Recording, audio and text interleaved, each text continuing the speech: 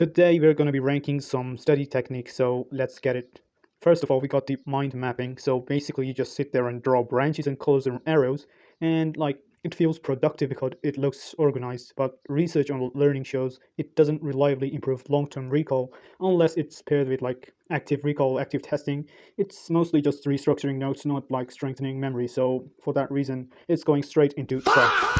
Next up, we got the active recall. This one is simple, well, brutal, bro. You close the notes and try to remember everything from scratch. Cognitive science calls this the testing effect, and it's one of the strongest ways to actually lock information into long term. So yeah, 10 out of 10 would recommend. Next up, we got the Pomodoro technique. 25-minute study with 5-minute break. It's good for focus because it reduces procrastination and mental fatigue, but it doesn't directly improve how well you remember information. Only do this if you have a limited amount of time and your exam is 10 hours or 5 hours and you have to study a lot of material in that time. So yeah, then you can try this.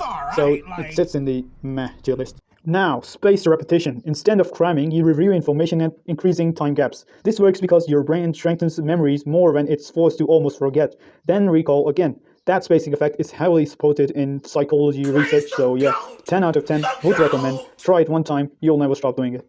Next up, we got mnemonics or mnemonics, I don't know. It's basically acronyms and rhythms and little memory techniques where you take the first alphabet of a list and you make some name out of it. And yeah, this is one of my personal favorites, but they help you memorize small facts fast, but they don't build real understanding or help much in problem solving. So for that reason, it's meh.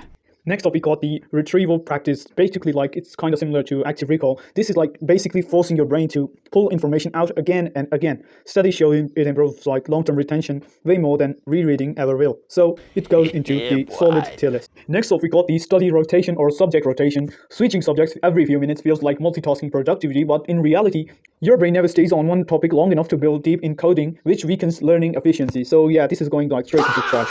Next up, we got elaboration. This is when you ask, why does this work? And connect ideas together, basically turning into Socrates. It improves memory because you're linking new info to existing knowledge networks in the brain. So it sits in the mid-tier list. It's not that great, and it's not that bad. Next off, we got blurting. This is when you close everything and write down everything you remember. It's uncomfortable because you instantly see what you don't know, but that struggle is exactly what strengthens recall. So for that reason, this is solid tier list. This is amazing, bro. Now we got the Cornell notes. Looks clean and structured with cues and summaries, but research shows note-taking alone has low impact unless you actively test yourself afterwards. You can pair this with active recall, and this can work well, but yeah, on its own it lands in the mid-tier list. Next up, we got interleaving, mixing different topics instead of studying for one subject for hours. It feels harder because your brain has to constantly switch patterns, but that difficulty actually improves learning and discrimination between concepts. So yeah, this goes into the solid tier list. Next up, we got dual coding, combining visuals and words together. When done properly, it strengthens encoding by storing information in two formats instead of one, but this requires a lot of brain power.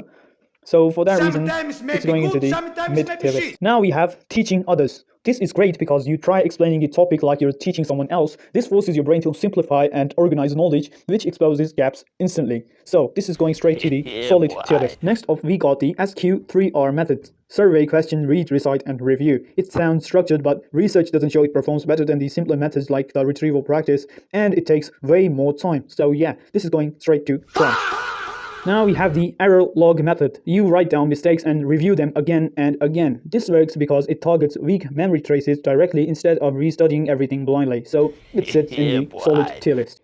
Then we have the chunking. Breaking big information into smaller pieces. This reduces the cognitive load so your working memory doesn't get overwhelmed. But it doesn't guarantee long-term retention on its own, so for that reason it's going into meh tier list. Now we have the self-explanation. Basically teaching others, but you don't have friends or anyone around.